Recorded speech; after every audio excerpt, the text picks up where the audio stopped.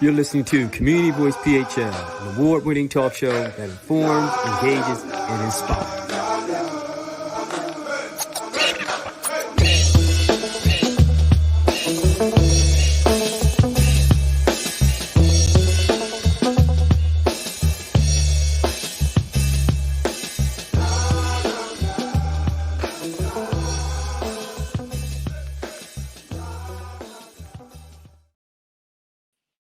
Season's greetings, happy holiday, happy Kwanzaa, and all the good stuff. Thanks again for listening to Community Voice PHL Talk Show. I'm your host, Jeff Jones. And Community Voice is a show that highlights the positive work that people are doing in the communities. We'll have engaging interviews with amazing people who will highlight the great things that they're doing to build caring and prosperous communities. So thanks again for listening to Community Voice, a show that informs, engages, and inspires.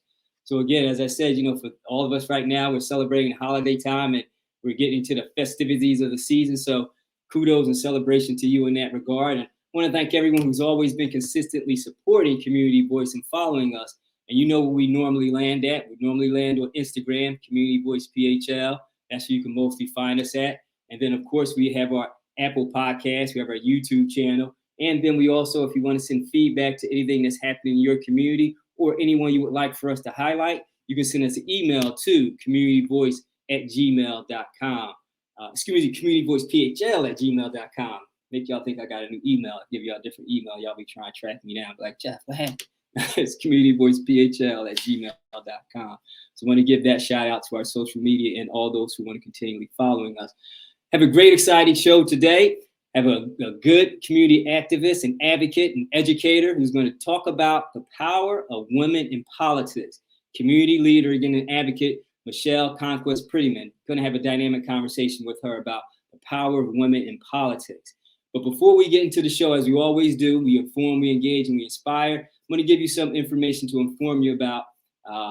And right now, I just want to say, for all those who are listening and those who are viewing, take care of yourself. Help is out there. And the reason why I say that is because many of you may have known and heard about the passing away of DJ Twitch, Stephen Boss. Sudden suicide just recently, and it took everyone by surprise. More so because of how exuberant and outgoing and joyful DJ Twitch was. He seemed to live in a life of energy, live a life of joy, and live the space of carefree happiness with him and his wife, who our prayers and condolences go out to. But he suddenly took his own life because of challenges, obviously, he could not overcome. So I'm saying to all of you who are out there, I know throughout this time of holiday season and cheer, some of us go through seasonal situations and seasonal challenges, and some of us just feel not in our best during this holiday season, and not just throughout the holidays, but just throughout life. But I want to just say help is out there. Help is out there, whether you go to any online platforms such as betterhealth.com, Happify, or if you just reach out to any local therapist or local counselor you can talk to. Please know that help is out there. We know that the sudden loss of anyone at any time is really devastating. And again, it shook a lot of people because no one saw it, in the sense that we don't really ever see these things coming in the first place anyway. But just wanted to say, please, please, please, for those who are listening and those who are watching, know that help is out there and reach out in your time of need, because you're not alone. Again, Community Voice, we are not in the space of being experts in terms of mental health and wellness, but if you would need to reach out to us in any regard, we know individuals who are. So please, our email is communityvoicephl@gmail.com. DM us on Instagram at CommunityVoicePHL. And we'll be able to definitely make sure you get the help and assistance that you need, because help is out there. And we no longer want anyone to go through a situation where they think that they're alone and that their only choice is to make the transition of their own in their self in that capacity. So just wanted to put that out there because that was heavy on my heart. And I know many of you on social media talked about that. And I was on a few chats regarding that and how important it is to let people know throughout this time of year and throughout all the time that there is help out there for you. So believe that and trust in that, and you will be well. So hard to transition away from that, but there is a celebratory note that's out there. Dr. Claudine Gay.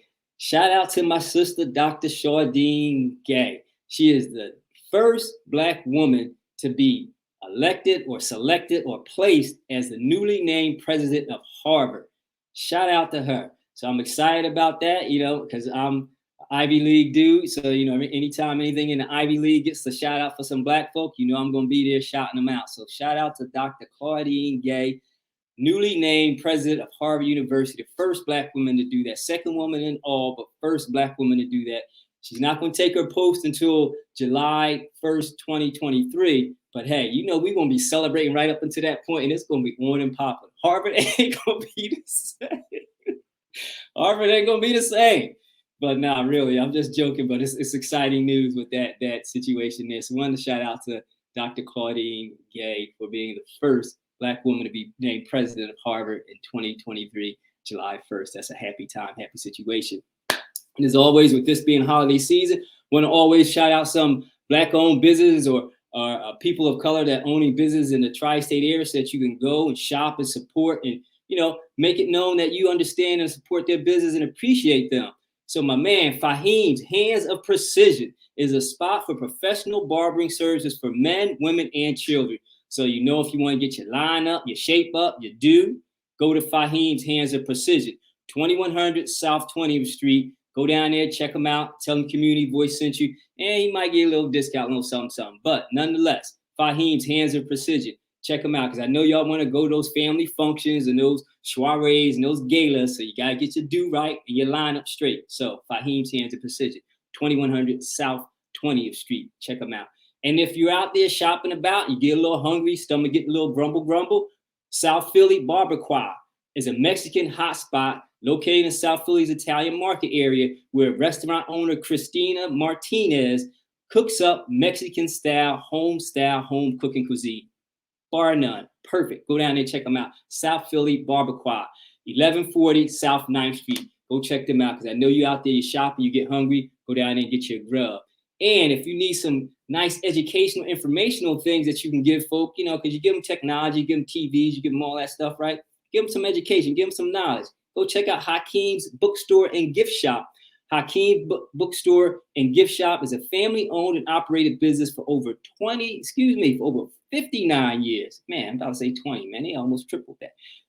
59 years, family-owned business. And we actually broadcast from their location at one time. Beautiful people, beautiful shop. So go there, check them out, buy some books, buy some things to get your people educated, informed, and inspired from something from Hakim's Bookshop. And they're located at 210 South 52nd Street. So go check them out. And talking about books and things of that nature for the holiday season, I'm going to bring my man Reggie Williams on, and he's going to give a little promo about his book, A Marginalized Voice. Now, this is a dynamic book that I've read maybe twice, and I've even talked about it quite a few times on the show. So I know everybody says, hey, Jeff, you keep mentioning this book. Boom, here's the author. Reg, give a little promo about your book for the holiday season so people can understand and know about the book and get their hands on a couple copies for their friends, families, and loved ones. Well, as always, Jeff, I appreciate you, man. Much love, man. Oftentimes when I talk about the book, I talk about it not necessarily buying the book, but really buying the message and buying the movement. Mm-hmm. And so if we can go back to your opening when you talked about Twitch, I just had a conversation with someone the other day, and I said to them, please do not weep if I commit suicide if you did not hear me when I was crying, when I was alive. Mm-hmm. And see, oftentimes that's what happens. So that's what happens in the marginalized voice. We have young brothers who live this invisible life, man. No one sees them. And it's interesting, the dynamic between you and I meeting, mm-hmm. and the situation that just happened to me on Thursday. I went to, and I'm just going to put it out there because it's really the essence of the book.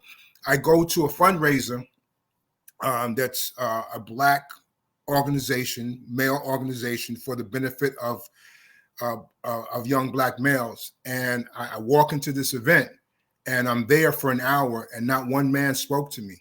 I was invisible to people who look like me. And so what happens is when you talk about a Twitch and you say there's help out there, you're absolutely right. There is help out there. But oftentimes, man, our young brothers are living marginalized voices. And I said to compare it against you and I met in Detroit, man. And I didn't know you, you didn't know me, man. And we instantly bonded, man, like in a second. And that's the way we supposed to live. And then that, and when we live in that sense, man, brothers are all right because they have another brother, man, who feels the intimacy of them. And so Marginalized Voice just basically talks about the iatrogenic behaviors that Black boys go through that creates the aggression or the egregious behaviors that we talk about. Like, I'm not, the book doesn't make excuses for those behaviors, but we got to understand there's a root to it. And this is what this book talks about. Awesome. Well, how they can get their hands on a copy, man? Where can they find it at? Or is it just exclusively they got to come down to the DMV and tap you on the shoulder? It's real easy, man. Marginalizedvoice.com.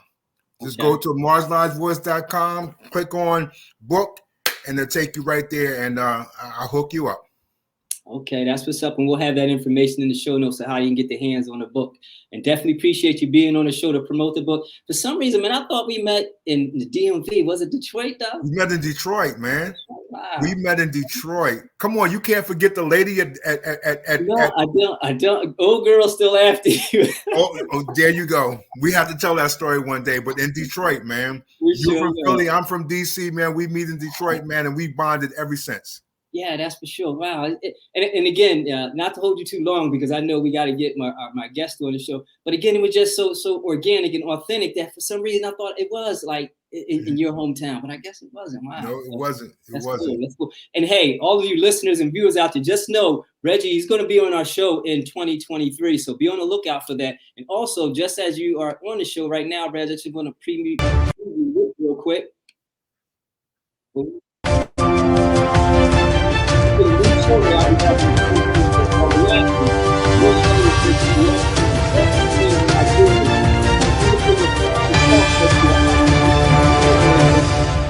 How we can do things differently and strategize to make our community better. So be on the lookout for reaction in 2023. And our listener and viewers know that Reg is going to be a guest on that show, and he'll also be back on Community Voice. So thanks again, Reg, for being on Community Voice to promote your work. And again, I'll have all the information in the show notes and links how they can get a copy of your book, copies.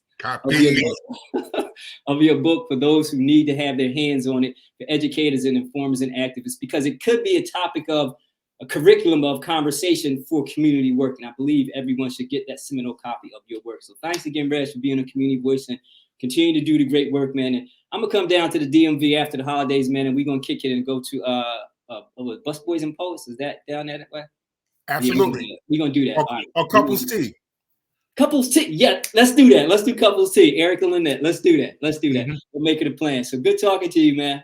All right, man. Take care. Peace, man. And Ubuntu. Yes, sir. All right. Peace.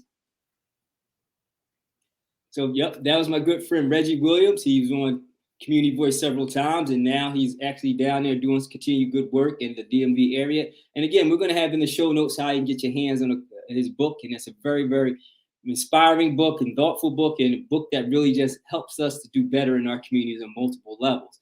So as we've mentioned the new show in 2023 reaction, I also want you to know that there's going to be a lot of other great things happening in Community Voice as well. We're going to be doing some great individual episodes to help highlight some of the exciting things that's going to be happening in the city of Philadelphia on various landscapes, from sports, entertainment to athletics and politics. So just want to key that up. And also, before we get to our guests, I want to just give a big shout out. This show is being dedicated to my big brother, Ali Shabazz, who will be celebrating his birthday on December 22nd. So happy birthday, my brother, in advance. And I know you'll be watching this show when it airs on Tuesday. So I just want to know that this show is being dedicated to you. Much love. Happy birthday, peace, and love to you, my brother.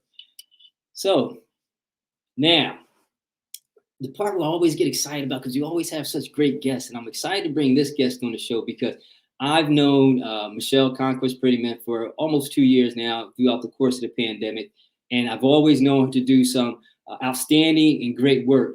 And it's always been one of the things you try and get someone on the show, but they're actually in the course of being truly busy and not just busy, and y'all know what I mean.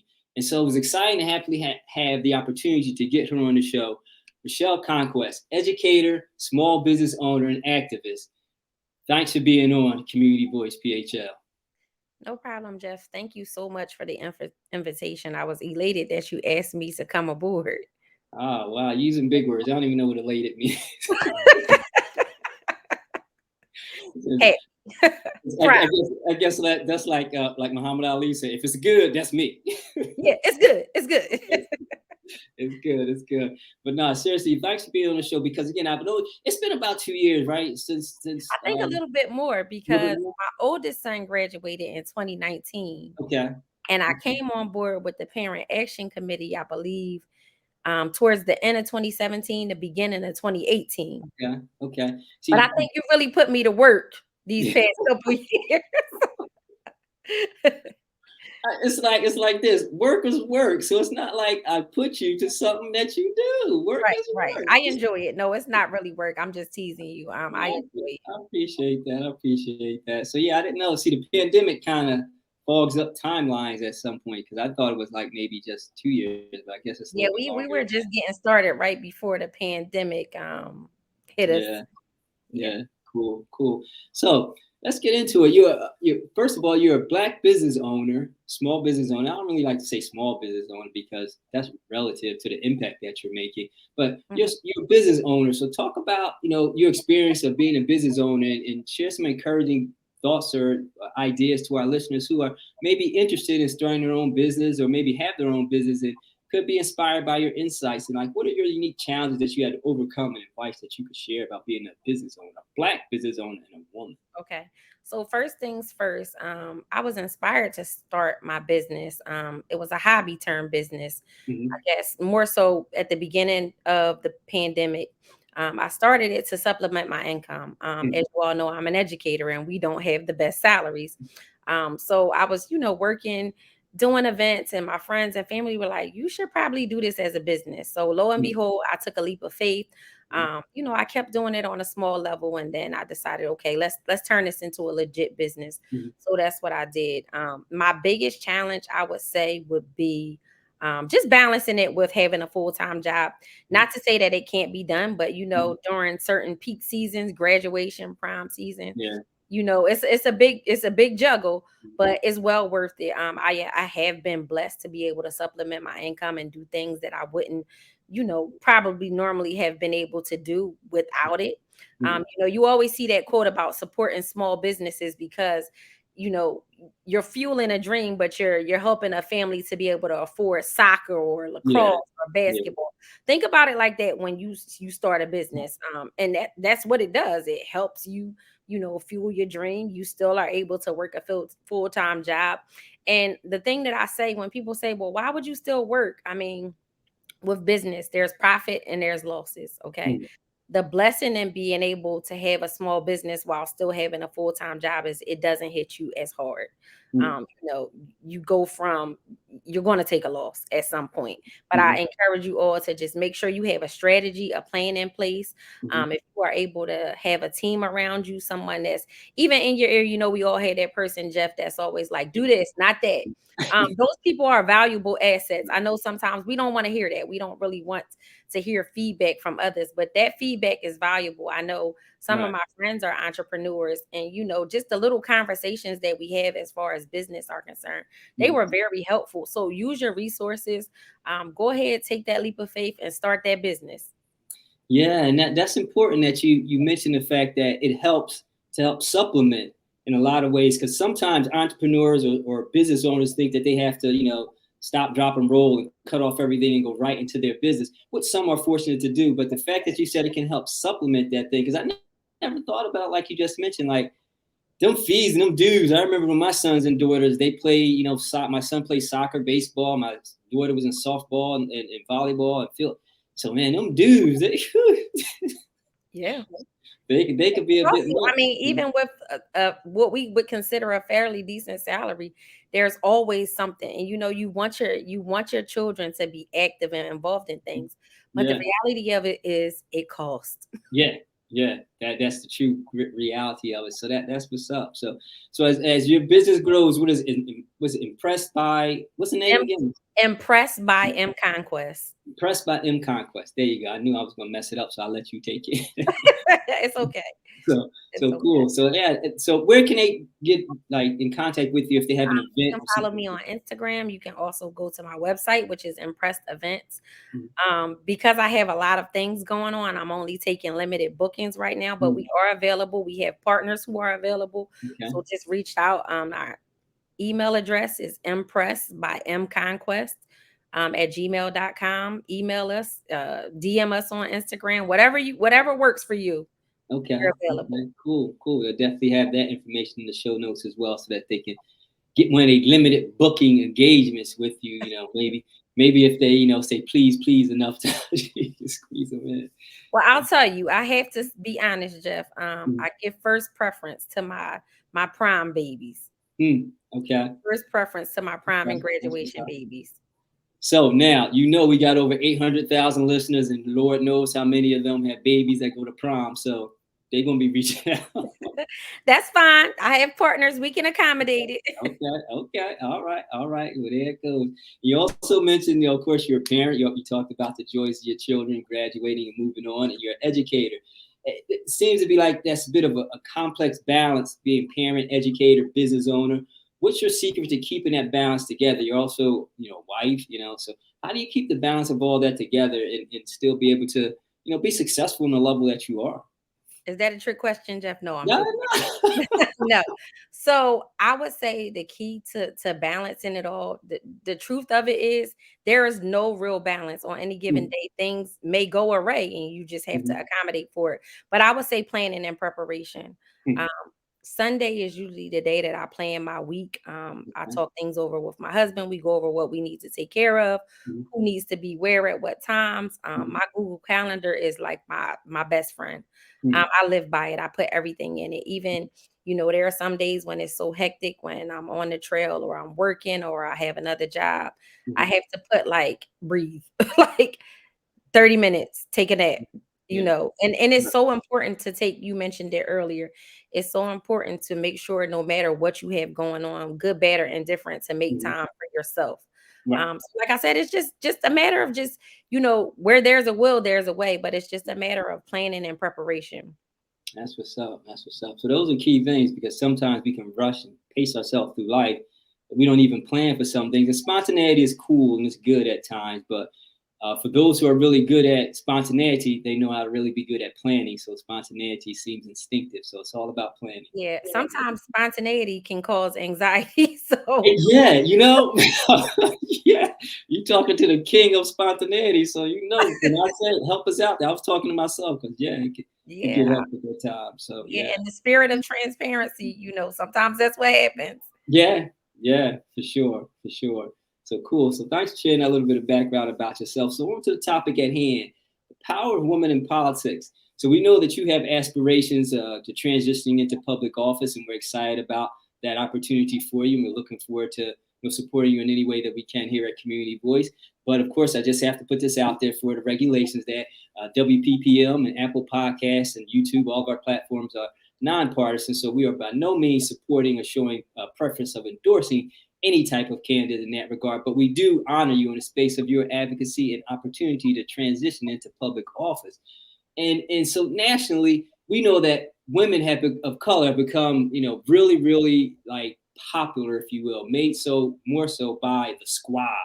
You know, Ortez in New York, Omar in Minnesota, Presley in Massachusetts, and Tlaib in Michigan. Nationally well-known women who have made the face of politics and women of color in politics a conversation piece, if you will. But they didn't just do that for notoriety and publicity. They are actually making a difference in their office. It's just, of course, through the way that society is and the mass media, they give them a name, the squad, and now it becomes like a superhero team or something like that. But they are really, really impressive women in politics and doing some great things. And again, with you having an aspiration to take public office, let's talk a little bit about the power of women in politics. Because again, nationally we see it, and locally we have some powerhouses in and of ourselves. And we have State Rep Joanna McClinton, who's doing some powerful things. State Rep Donna Bullock. You know, we have several city council members. Gilmore Richardson.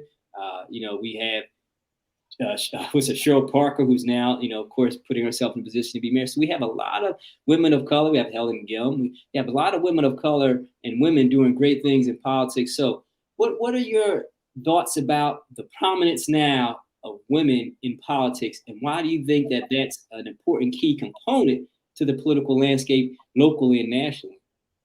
Well, it's actually phenomenal. Just, my experience in life seeing women in politics and the shift over time.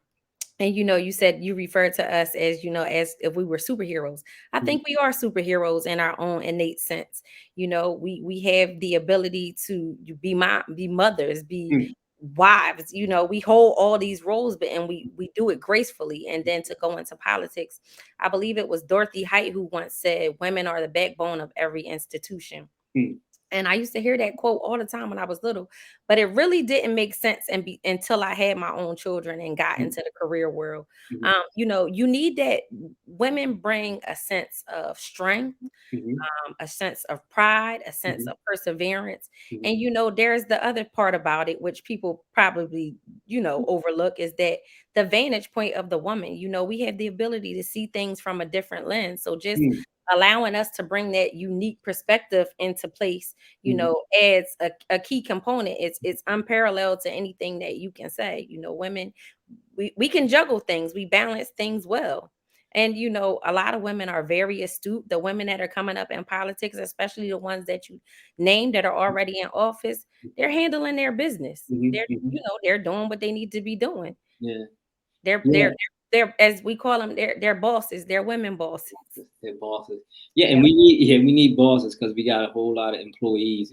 We need some bosses. Yeah. So with that, I like the way you put it together in context of the scope of the responsibilities that I'll just say Black women and women of color have. Not to say that other women don't, but just in focus to our conversation, the Black women and women of color that they have in terms of being mothers, being wives, and then also being able to navigate in different thought patterns. Do you think that the fact that Black women and women of color have that ability that allow for them to look at issues that are challenging our society differently as well, and be able to come up with some different opportunities, the way that we can address them? Absolutely. I mean, we're natural born problem solvers. So, of course, we're going to approach problems with a different set of resolutions because of our sense of being able to handle things and our perspective on how to focus and navigate through the world in general. Do you think that glass ceiling in terms of politics for women is going to be, it seems to be already broken, right? Because it's 29% of the PA State House are women, and 28% of the Senate are women, and 29% of the General Assembly are women. So I know that number is not at the 50%, but it's far, far greater than what it was in times past. So do you see that this is now an opportunity for our young girls to actually see representation in terms of how they can make a difference? Because you talk about their problem-solving abilities that Black women have and women of color have. Do you think that this is going to transition to our young girls, and maybe not just necessarily in politics, but just in life in general, to know that their place is not, using Reggie's book title, not marginalized? Absolutely. The future is definitely female, and all the women leaders who are in position, this is giving every young girl not only a face to look up to, but that's giving them hope to say, baby girl, you're capable of anything. You can do whatever you want. The sky's the limit, but we're pushing through the heavens. We're taking over. Wow, you said pushing through the heavens. Wow, that's powerful. That's powerful. So again, we understand that you have your aspirations, that you're going to be taking public office, and I believe you may have even already started your campaign. Is that true? I have, yes. Cool. That's exciting. So I guess we're going to see the banners coming out pretty soon, right? Oh, they're already out. You just got to let me know. My team is already working. We work diligently, to get things up and moving and out there. Yeah. So in the city of Philadelphia, as you're aware, because you're steep into it with your campaign, and right now you are advocating for change in the landscape of the city of Philadelphia. But it's going to be a dramatic change with several members from the city council already resigning to run for mayor, so they're in place there. And then also we have some candidates who are just right now position themselves to be in place for the mayor's office, and so that leaves a little bit of opening in city council as well. So as you look at some of the major challenges that are happening in the city, crime, public safety, gun violence, workforce situations, as you position yourself as a viable candidate for public service, address some of those issues, starting with gun violence. What would be your ideas on how the next mayor should address it and how you, as a public official, would address those issues. All right. So without going too deep into the scope of that, the first things first I would say is just that all parties need to be on the same accord, as far as community organizations, city agencies. Everybody needs to be on one accord, and there needs to be some type of task force of some sorts for checks and balances to make sure that these systems are working together the way they should be. So when you say the system's working together, you're meaning like law enforcement? Law enforcement, exactly. Yes, law enforcement, community agencies. The key to it all is to make sure that everybody is united, because you know what happens when we're not united. And there are a lot of resources out here. I just think that everybody needs to be on one accord. But that seems to be where the challenge is at, though, getting people to unite, because in the space of politics, it's just like, either the public aren't informed or the message isn't communicated. So it's kind of like, where does it come in where the public can be informed with the right message? Because oftentimes politicians, they politic, and when politicians politic, the public often gets lost. So that's a challenge. Like I said, there are a lot of resources and things available for constituents. So what needs to happen is those resources need to be, disseminated to the public. There's a lot of things that happen in our communities that we're not aware of. And that's why our community leaders on that level play such an integral role. Yeah. So touching base with the community leaders, do they have to be someone or someone's organization that has an understanding of the issues, or are we going to be informing them about these issues? And do you see women that are now in politics being influential with these organizations as well? Absolutely. I think that, these individuals are capable of, spreading the information, passing along the word about it. And definitely they're some of them are the face of these organizations. Yeah.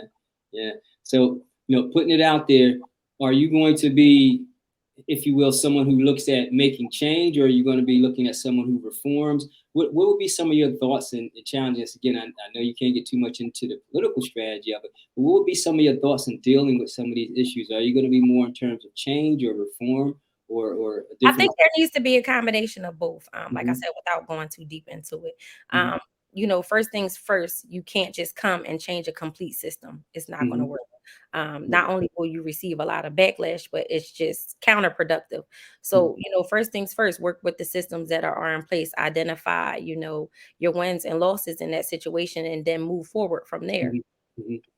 So do you think then that one of the prevalent issues, of course, is the increasing gun violence that's in the city of Philadelphia? They almost average 450 gun homicides each year. I believe right now it's at 481 or so, in that range. And that, again, it spills over into 2023. And, that it's going to be something public is going to always talk about. Gun violence and that partnership with law enforcement and public city officials. So, I've seen, for example, Joanna McClinton, she's done some great work before she resigned to run. Councilmember Parker did some great work, and Cindy Bass. I've seen Black women and women of color do some great things in the space of reducing gun violence. And why do you think that they're having more of an impact in that space than some of maybe their male counterparts? Well, I wouldn't say that I guess you could say it, but I mean, it goes back to what I said in the beginning. Women don't take no for an answer, and sometimes we're perceived differently than our male counterparts just by our approach. I mean, we're natural nurturers. Okay. And so you think that approach by itself just eliminates some of the fluff and all of that other? I don't think it's just that. It's a combination of things, but I think that's definitely a factor. I mean, sometimes a woman does have a different approach than a male. I mean, I could probably, say something different to someone than you can. We could give the same message, but it would be perceived differently. Yes, it's the nurturer, and it's the nurturer. Now, we're not soft. We're not holding back. No, it's not. Yeah, nurturing doesn't mean soft, because my mother Mary, she's a nurturer. She was not mean soft. Yeah. But so, yeah, I definitely understand. You have to give that tough love. Yeah, and that tough love. So, talking about that, so do you think then women in politics, it was often seen that they may be too emotional, and that was in times past, many years ago, that was kind of a thought of women in politics. You don't want a woman in politics because she's gonna cry. She have these feelings, and that doesn't seem to be the case anymore. But yet and still, some people still have those opinions, and they have that misogynistic viewpoint of women in general. So, is there an approach to overcome that as you take on this opportunity? Of course, you did so as a business owner, but now in the public office, is there that thought that women gonna be too emotional in spaces where they need to be firm? I hear that often. I hear it so often that sometimes it just baffles me. But the thing about it is when you're dealing with the public sector and people in general, there's always a degree of empathy that you need to have. Now, that doesn't mean that you're not overly empathetic, but there needs to be a degree of empathy. Now, the trick to it is balance and having a balance. It doesn't mean that you need to cry. It's just the ability to understand where people are and what they need and what matters to them. Yeah, yeah, because when you understand what they need, what matters to them, that touches on a level of emotion that's balanced, I believe, right? Exactly. Yeah, and so when we see that transitioning, do you think legislatively, when policies are created, that is infused, and so therefore the language comes across better? Because reading some of the policies that I've read in the past, it's just like straight dry. It's just like no connection to the empathy impact. Do you think that women in politics see that and put that language in so that it can really meet the people? Absolutely. And I think that's, often the goal. Mhm. Yeah, yeah. So, and that being the goal, is the object then to make sure that we get more of that in from both sides, so that's it's balanced. Because go ahead. So I mean, that's a part of it. I mean, but you have to consider all factors. Again, when you're dealing with the public, you got to consider, what may be good for the goose may not be good for the gander. So it's, it's understanding where all who are involved are at, not just one specific group or, one specific area. Yeah, yeah, yeah. And that's the challenge. Yeah, yeah. Wow, sounds like a big challenge. So, what inspires you to get into this space of public office? Because it's coming from business owner to educator, now aspiring public office, and in the city of brotherly love. I mean, that's no small city, one of the top major cities in the nation. So, what inspires you to make this transition into a public office? Um, so the biggest thing would be, as you know, Jeff, I've been an educator for over a decade. Mm, And with that being said, it's like I've seen so many different transitions, so many different struggles with our youth and mm, their families. And I just want to be that positive voice for mm, advocate for our youth, and not mm. only just them, but their families are as well. There are a lot of things that people don't see. Yeah. Everything that happens in the city of Philadelphia somehow is funneled through my classroom, whether it's through the scholars writing or whether they actually say it. Uh, Everything. You want to know anything about what's going on in the city? Oh, uh, they know. But the part about it where we need to, kind of change the narrative is that it's not always good. mm, There's a lot of our youth don't really see hope in the future or mm, a bright future for mm, Philadelphia. And we certainly need to change the narrative of that. We have a lot of resources. We're in a good space, and we were once called the city of brotherly love. Let's bring that back. Let's turn mm, that around. mm.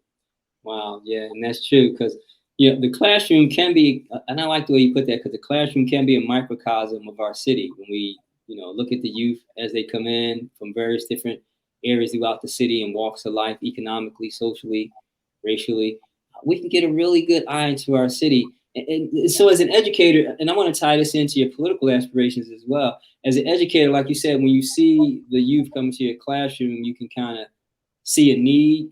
And is that something that kind of resonates in terms of, okay, I know how to create something for this, and then broaden it out? Because if you see little Jeffrey in the classroom and the struggles little Jeffrey is going through, then you could be like, okay, if I'm in public office, I'll do X, Y, Z. Is there any connection? There is definitely a connection, and it's not just little Jeffrey, but it's little Jeffrey and little Hakim Mhm, and Tasha and Emily and mhm, Rebecca and mhm, Rachel. You know, it's just a conglomerate of Mm. things, as well as what the families go through, what I see firsthand, Yeah. as well as working with systems and administration. That's all a part of being an educator. Mm. You Mm. know, my job isn't as simple as just going into a classroom and teaching. Get There's out of here. other things that have to be considered in doing so. Get out of here. What? It's more to it than what is okay? I'm gonna backtrack to your political aspirations, but what's one thing as a teacher that you think don't nobody even know that they should know that y'all do? I mean, we're more than teachers. Teaching is our last job. We're, you know, a nurse, we're Mhm. advocates, Mhm. we're therapists, you Mhm. know, we're nurturers, we're a host of things, you know, Mhm. when we get to the older grades, we're counselors, we're holding many hats all in one before we even get to the lesson. Wow. Do you think that like stops in terms of the progression of your curriculum, or do you think that just is has it just become all organic and like this is just what I have to do as a teacher? Because I'm sure it's changed from the first year that you began as an Um, educator to it's now. always going to be a challenge because, you know, each classroom, each set of students brings a different, you know, set of emotions, a different set of talents, a different Mm. set of backgrounds. Mm. So it's just finding that perfect balance. I mean, it just comes with building a rapport with your scholars Mm. and knowing when, you know, to close the book and have a discussion, or, you know, take the lesson and turn it into a writing assignment. It's just, Mhm. Mhm. it's all about balance and structure. Mhm. Yeah, yeah, that's cool. Balance and structure, putting that into perspective, that gives them the pathway towards their success. So I like that. I like that. So again, as I mentioned, though, back to the political aspect, the Philadelphia will be electing its 100th mayor, and I would dare to say that's not the office you're running for, but but one day you may, right? But in all seriousness, when you're thinking about the candidates that are particularly positioning themselves for mayor, and there's various candidates, 5 city council members, business owner, pastor, uh, former state rep, city controlled. So we have various different candidates that are running for mayor. They're going to have a daunting challenge, and partnering that with the office that you're aspiring to achieve. It seems as if that there's going to need for that collaboration and partnership that maybe seems to be not as properly in place or not as well understood. Is there anything that you could share with our viewers and listeners about how the mayor and city council and members of local government could work better? Well, again, it goes back to, you know, having, you know, transparency and, you know, being able to see things from different vantage points and work collaboratively. It's just, you know, it goes back to the basics. Of course, you know, on a wider scale, it's other factors or deeper factors, but, you know, we won't get into those tonight. Yeah. Get into them. My people want to It's know. possible. It's possible. It's It possible. It's can possible. happen. It's possible. Well, as long as if it's possible, that's the It's good thing about possible. it. It's possible. Absolutely. Yeah, that's cool. Absolutely. That's cool. That's cool. Well, we've had a great conversation. I definitely appreciate you being on the show. Is there anything else that you'd like to share with our viewers and listeners about the work that you do, your aspirations in the public office, so that, if maybe they can have an opportunity to reach out to you and support in any capacity, how they could do that? Absolutely. So, in addition to all that I have going on with business and the campaign, I'm still at the rec center in my neighborhood every Tuesday and Thursday.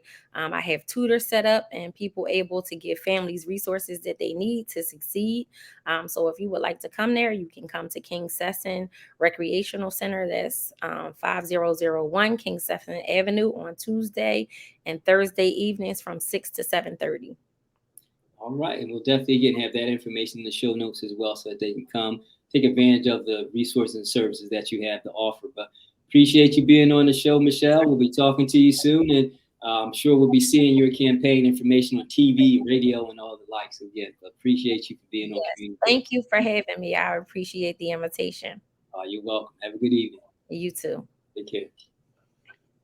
So that was again Michelle Conquest-Prettyman, activist, educator, and soon to be political office holder in the city of Philadelphia. So we thank her for being on the show, because we know that the great work that she's doing is really going to continue to change the landscape of the city of Philadelphia on a whole. And I'll have the information on how you can reach out to her based on the recreation center resources and services that she's offering. And if any way that you can support her in her endeavor to take political office, that would be great as well. But again, we are not partisan. We're not endorsing. We're supporting.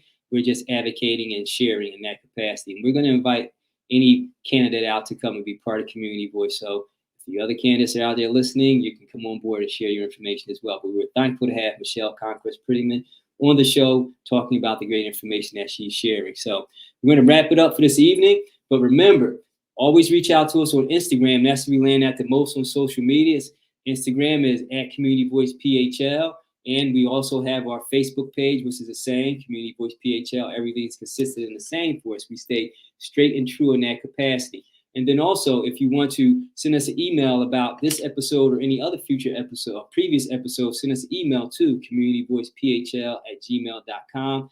And this episode is sponsored by our Apple Podcast, where you can get informed, engaged, and inspired on the go. So listen to our Apple Podcast, Community Voice PHL Talk Show. Get informed, engaged, and inspired on the go. And subscribe to our YouTube channel, Community Voice PHL Talk Show.